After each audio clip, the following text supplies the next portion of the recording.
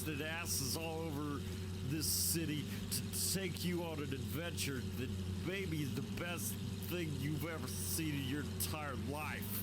Do you have anything to add to my short pre-video monologue, MJ? Fangs of the Gold Cobra, energize. Welcome to the world-famous Jiggy Jaguar radio program, broadcasting live from Hutchinson, Kansas. Call Jiggy right now, 267-22-JIGGY. Presenting Jiggy Jaguar. Well.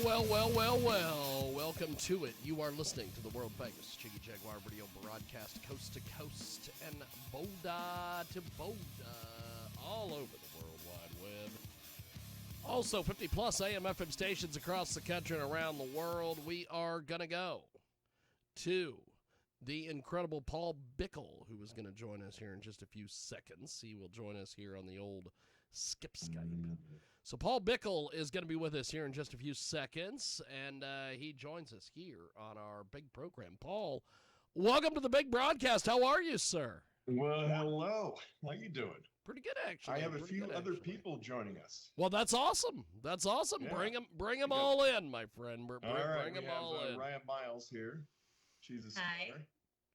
Can you see us? Yes, we've got you. Okay, we've great. got you, my friend. And then Tracy Toms is going to be coming here. Fantastic. Any moment now. Fantastic.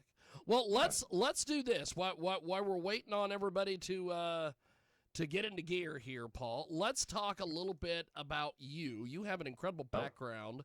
Fill us in, my friend. Talk to the audience here a little bit about your background and the latest project. Well, how far back do you want to go with this? We got as much time as you need, Paul. Jump in there, my friend. Well, I came from Indiana in '95 and drove out here to beautiful LA with $250 to my name and slept underneath someone's dining room table for about 6 months and slowly worked my way into the film industry through construction and props and art direction and things like that. And then all the while I was writing scripts and, never quite having enough money to make anything. And then I landed a few good jobs, and then I made a short film called Marigold Portrait of a Hooker. It was a fake documentary about a prostitute who was germaphobe. She was a germaphobe. I don't know if that would really. Very fun. It was a comedy. And then I made a few other short films, Hollow, which won a few awards, and then Turning Japanese, which won a bunch of awards, which I was very fortunate to have that. And that was a comedy. I go back and forth between comedies and thrillers. They're so similar to me. They, it's all about timing and setup, but it's all about the same. It feels very similar when it comes to making the film. Well, fantastic. So talk to us a little bit about your process to making a film. Oh wow! I think it's different every time. I mean, the actual physically making the film or coming up with the story idea? Both. I would love to hear. I would love to hear your process, my friend. Well, the process of actually coming up with a story is sometimes it just feels like it comes out of thin air, and then sometimes when you work really hard on something, then you get an idea, and then it develops into something. And for this particular project, Our Happy Place, we were walking in the woods during COVID, and I've always wanted to make a film up here in Big Bear. We're in Big Bear right now. I always wanted to make a film up here, but I never really came up with an idea because this was our getaway, and so I wanted to relax here. But COVID gave you a lot of time, and so we were walking through the woods, and it just hit me. I thought, what if you woke up in the woods every day, not knowing how you got there or how to get home, and then we developed a story from there. Fantastic. We have got a great guest with us today. We have got several guests going to be joining us here in this segment, but we're talking with Paul Bickel right now. His website is paulbickel.com. He is the director of this incredible piece, Our Happy Place.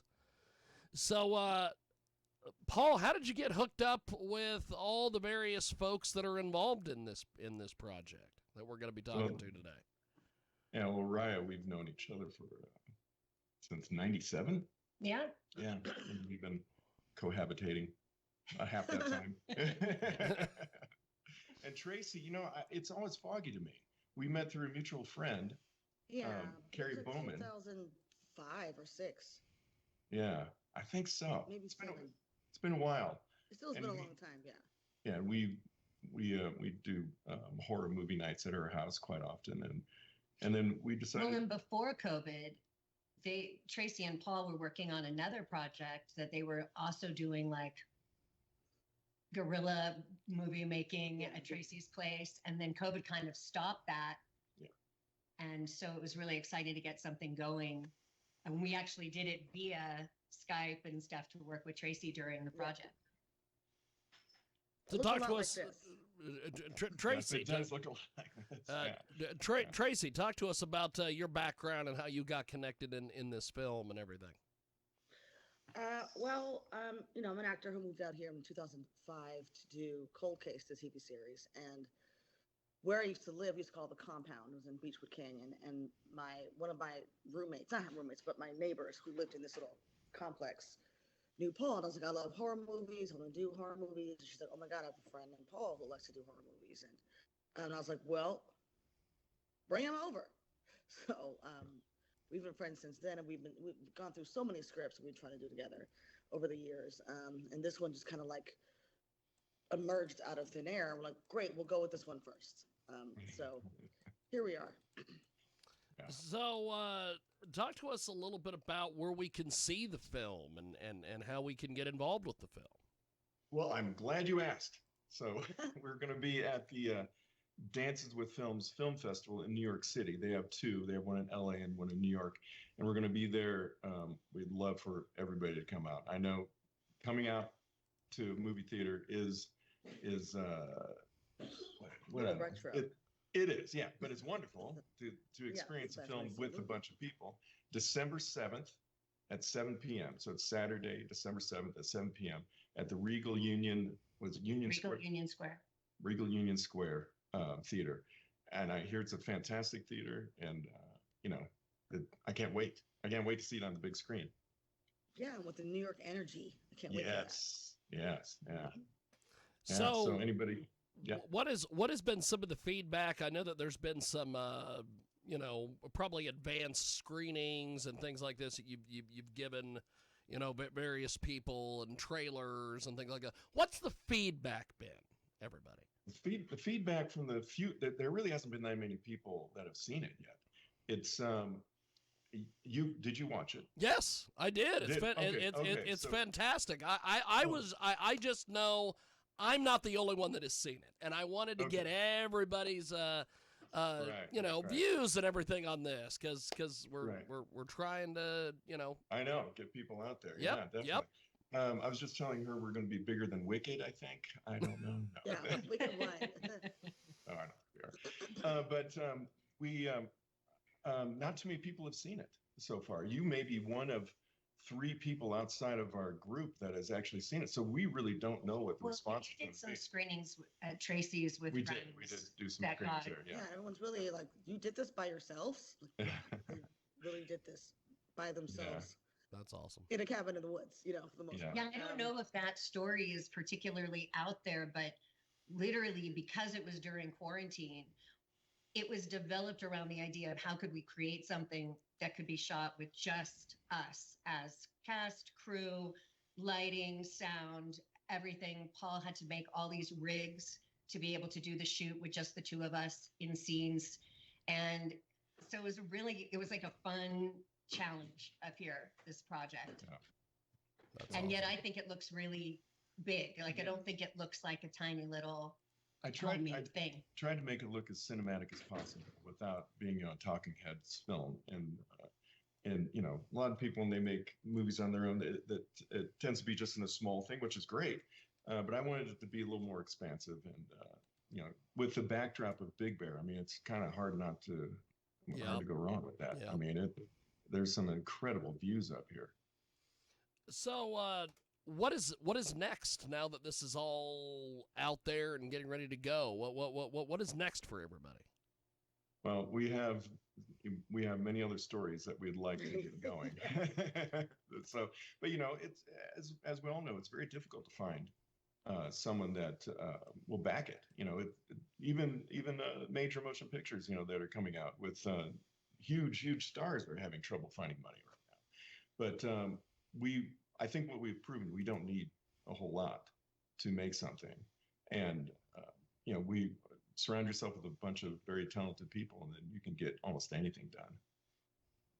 But we do have other projects. We're ready to go. We do. And the way that Paul writes, he writes in a kind of contained way anyway. So they're all doable. We just have to believe we can do them. It comes down to that at the end of the day. Like you believe you can do it, you can do it. Yeah. Instead of saying we don't have the money, we don't have people, we don't have the time, we don't have whatever. No, you can do it. Yeah. So if this proves that to anybody, it proves it to us that we can do it. That's fantastic.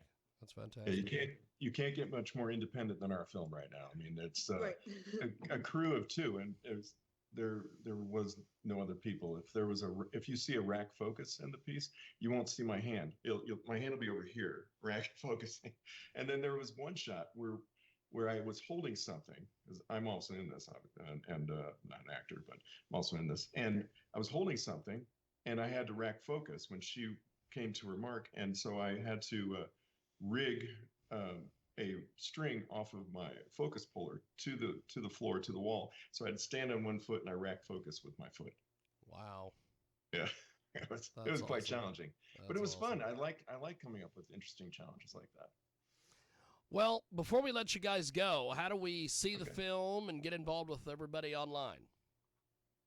Online, it's not online yet, but it like I said, the first screening will be at Dances with Films, and hopefully we can get Saturday, December 7th at 7 p.m. Yes, yes, we're all going to be there, so come down and see us. Yep. Yeah, we're going to be there, and also you can follow our project on Instagram at Our Happy Place.